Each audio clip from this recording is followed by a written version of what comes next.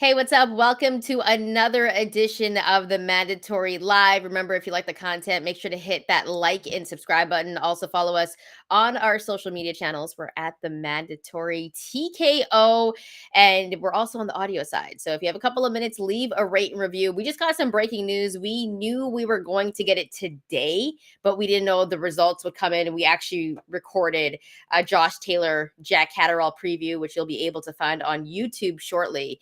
But nonetheless, the news came in that Ryan Garcia's B sample tested positive. Now, what this essentially means is he tested positive the day before and the day after his fight. They already had the A sample and it tested positive. And usually it's really rare that the B sample is different, but sometimes in some cases it has happened before where it has come back and it's wrong. So Ryan Garcia is now possibly, listen, what could happen is that when it's going to be taken away, it could be ruled as a no contest. Devin Haney and his lawyers have sent in a letter that would disqualify Ryan Garcia because the test came back positive. And that would mean that he would be actually still undefeated. And another thing that you have to know about this is that Ryan Garcia could possibly face suspension now, and he will be going to court, and there will be a hearing for him sometime this summer. Now, Brian, this is massive news because the last time this happened, and remember, it was for ostarine. The last time that something like this similar happened, Amir Khan, now latter end of his career, but he ended up getting suspended for like 2 years or whatever that was. So this could be huge for Ryan Garcia. Your thoughts on everything that's come out? Someone I was just talking to who will say has experimented with these things said that ostarine is legit, could increase, like, could help the muscle tissue, help you hit harder, all those different things. So it's not like one of those bullshit steroids, if there are any. um Dan Raphael is originally the one who broke the story. Ryan Garcia's B sample was returned Thursday morning, one day after being open. The lab, he has the lab results. The B sample, as expected, matched the A sample. Both are positive for banned PED ostarine substance related to VADA tests the day before and after the Haney fight. And in my inbox is a statement from Ryan Garcia's team. I'm not going to read the whole thing. And as you would imagine, it's long, it's boring, and it's basically proclaiming that he's committed to clean and fair, blah, blah, blah, blah. I will read a little bit of it. Ryan Garcia is committed to clean and fair. I didn't even know that was the first sentence. That's fucking hilarious. Ryan Garcia is committed to clean and fair competition and has never intentionally used any banned substance. Soon after being notified of his positive test, Ryan voluntarily had his hair collected and shipped to Dr. Pascal Kintz, the foremost expert in toxicology and hair sample analysis. The results of Ryan's hair sample came back negative. This is consistent with contamination and demonstrably proves that Ryan had not ingested ostarine over a period of time, the only way he would have any advantage in the ring whatsoever. So his team is basically saying, like, this is bullshit, whatever, whatever. It reminds me of Canelo, contaminated meat. And basically anybody who's like, I didn't do that shit. It looks like you did that shit knowingly or not. And listen, A and B sample comes back positive. Looking back on it, like, it was weird, just the behavior, talking about, hey, there should be a fight league with steroids where boxers are allowed to use steroids, tweeting out, I love steroids and things like that as a joke or whatever the case may be. Looking at him the week of the fight and being like, noticeably jacked there. Looks like he's not going to make weight. He didn't. He was off by 3 pounds. And this is somebody who used to fight at lightweight and couldn't make 140. So yeah, there's just a lot of red flags there. And then, yes, like, Devin Haney did have a few defensive lapses, but he was hit abnormally hard and hit abnormally a lot by Ryan Garcia, despite being a great defensive fighter. So things check out is basically what I'm getting at here. And yeah, I think this should be ruled a no contest. Devin Haney keeps his undefeated record, but he may have a damaged chin from this performance still, because those are the kind of things that happen. And this is why cheating in this sport in particular is really dangerous. And I think that's the whole entire other issue to this situation because Ryan Garcia put Devin Haney's life in danger. And that's one of the biggest issues. Of course, he cheated. There's proof that he cheated now. And even in the statement that his team released, they were saying, well, he wasn't on it for a long time, essentially. It doesn't matter how long you were on it. You tested for it the day before and the day after. Devin Haney's chin could be messed up, where it's like your body has this, reactive memory where once you get hit in that area, you continue to get hit in that area and it feels different.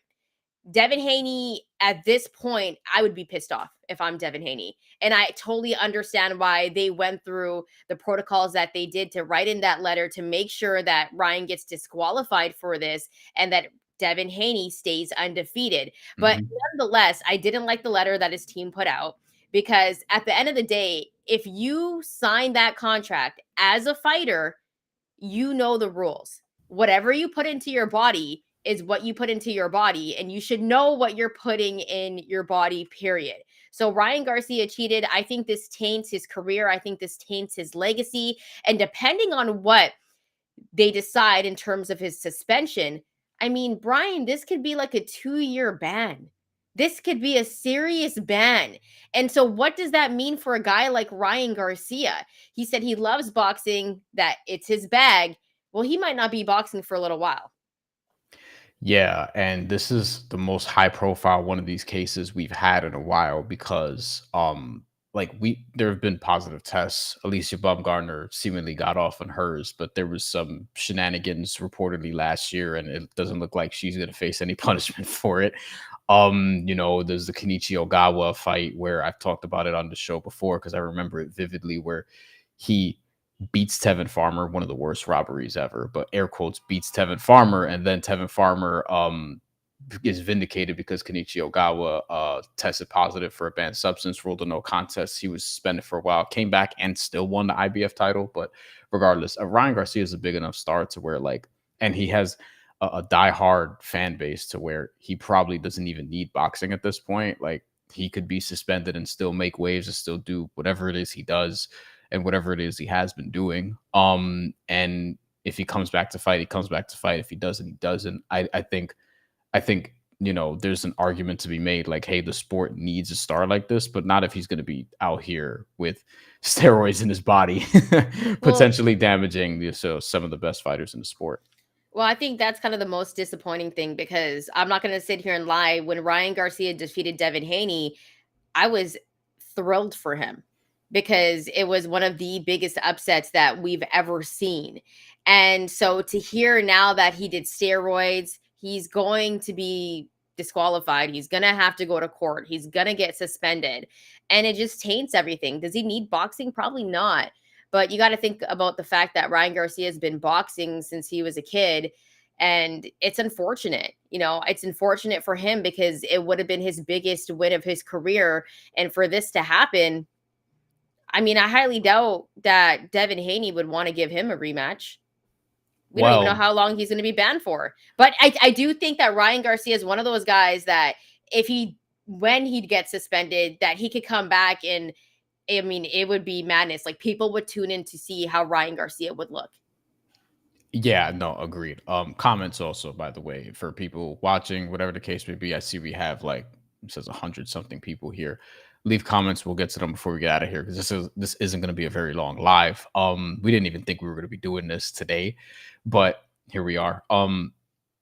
Miguel Cotto, that was another high profile example, although it wasn't the day of, it was revealed well after the fact. But Miguel Cotto, Antonio Margarito, obviously the hand wrap situation, they didn't have their rematch till 3 years later because Antonio Margarito lost to Shea Mosley, served the suspension, all those different things. And then Miguel Cotto with the title decided to get his revenge. I don't know if Devin Haney's going to do that. He didn't seem very interested in a rematch. And from that fight, Miguel Cotto and Antonio Margarito, I felt like there's some damage there that Miguel Cotto suffered that affected the rest of his career because from that Antonio Margarito fight, he was a little more chinny after that. He was a little more easy to cut after that. These things have ramifications and people are going to be laughing at Devin Haney because of how he went out and making fun of him and shit because we're in a stupid fucking climate where, things don't fucking make sense. But no, Devin Haney could legitimately be damaged for the rest of his career. It's not going to surprise me. What if he actually fights Subriel Matias at some point? Like Subriel Well, Matias knocks his ass out, and it's gonna be like, hey, like Subriel Matias is that dude, but also what if his chin was affected from the Ryan Garcia fight? Like these things linger. here's the thing that we know as two people that watch boxing in depth. Once you get knocked out, you're more likely to get knocked out again, right? The chances of that is more likely to happen. Mhm. Let's get to some comments here. Let's go to Shogun. He was going off during my rant, and we put all your comments up. He said, I don't know if he's "Congratulations." talking about you. He might be talking about Ryan because the whole thing about Ryan, you know, whatever, whatever. So I don't know. He said, "Congratulations, woman, you played yourself." But if you didn't, Shogun, I do have a hit to take at you on this comment, but we'll come back just in case it was about Ryan. But I had a pretty good line that I thought about for 5 minutes. Let's go to our boy here, IMPK13, fan of the show. Brian knows I come with the smoke. Yeah. You don't want none of this, Shogun. Okay. He said, considering that Ryan failed both drug tests and missed weight by over 3 pounds, I believe he should be disqualified in the Haney fight and be suspended for at least a year. I agree That's with the that. other thing. That's the other thing. It's like not even just the steroids. It's also he was 3 pounds overweight, and Yeah. people are celebrating the win. Like I kind of wish. I mean, you can't assume anything in the moment in terms of steroids, or you at least don't want to. But even in the moment, I'm watching the fight, and I'm like, this doesn't feel right. You know what I mean? Like something just feels off. Why is Devin Haney getting his ass whooped like this? But in fairness, Ryan Garcia took steroids, and of course, his punch, because it's ostarine, he probably had a little bit more pop on that, Oh right? yeah. Oh But yeah. Devin Haney was still defensively irresponsible in those moments, and Ryan has power. And Yeah. I'm not taking anything away from Devin Haney because Ryan clearly cheated, But Haney's but been rocked before that. he We've seen has. it. Yeah. He has. And nonetheless, I feel bad for Devin Haney though, because not only did Ryan come in 3 pounds overweight, and here's the thing, 3 pounds is a lot. Okay, that's why there's weight classes. It makes a difference. But then he takes steroids and he puts his life in danger. Like, boxing is a sport where you can go into the ring and also never come out of that ring. It's not a joke. Yeah. Yeah. It's No, one of seriously. those sports you don't play with. So I can see why Devin Haney would be extremely upset and pissed off. But at the same time, Brian's right. He may never be the same after this fight, and we'll only find out the next time Devin Haney steps into that ring. The other thing is like, okay, so Ryan Garcia is off the table in terms of big fights, whatever the case may be. One of the funny things about this was Gervonta Davis just immediately coming to his defense before it was revealed, whatever, whatever. And like I think Ryan Garcia or somebody posted a DM. Probably had to be Ryan Garcia. Posted a DM exchange where I know where you're going Tank, with this. Tank was basically like damn near threatening him. Like, listen, if I'm out here defending you and I find out you took that shit, I'm gonna beat your ass. So I'm paraphrasing, but that's basically what he was saying. And it's like, why are you defending him without knowing anything to begin with, Tank? Like, this doesn't make sense. Are you just trying to give yourself more credit for beating him? Because I can tell you, like, I don't think Ryan Garcia was on anything in that fight. He didn't look the No, way he looked for the Devin Haney fight. nah, he was drained in that fight. But I do want to say another thing about this. Okay, so if Ryan Garcia gets suspended, what does that mean for exhibition fights? Fights Oh, that don't count on his record. Because will we still be seeing Ryan Garcia partake in other type of events like Jake Paul-esque events? Something like that where it's exhibition, would he still be allowed to do that? I'm curious because that's a way he could stay busy. I don't know if that's going to be fully off the table, oh boy. but we've seen some ridiculous fights. I mean, we're seeing Jake Paul and Mike Tyson in a couple of months. In 2 months, less than 2 months, we're seeing that fight. We were So supposedly going to see Terry Crews versus Anderson Silva at one point. I don't know I what happened to that, but like, hey, Jorge why? Jorge Masvidal is about to fight Nate Diaz in a boxing match. I I like think that. it's different. So I like that. That makes some sense to me. Okay, some sense because they're kind of like at par, right? Like former UFC. I know Okay, what I you get mean. it. But the rest of the stuff, see, I knew when Francis Ngannou knocked down Tyson Fury that we were going to get a bunch of dumb fights, and we might see Ryan Garcia fight someone that you don't even expect him to fight.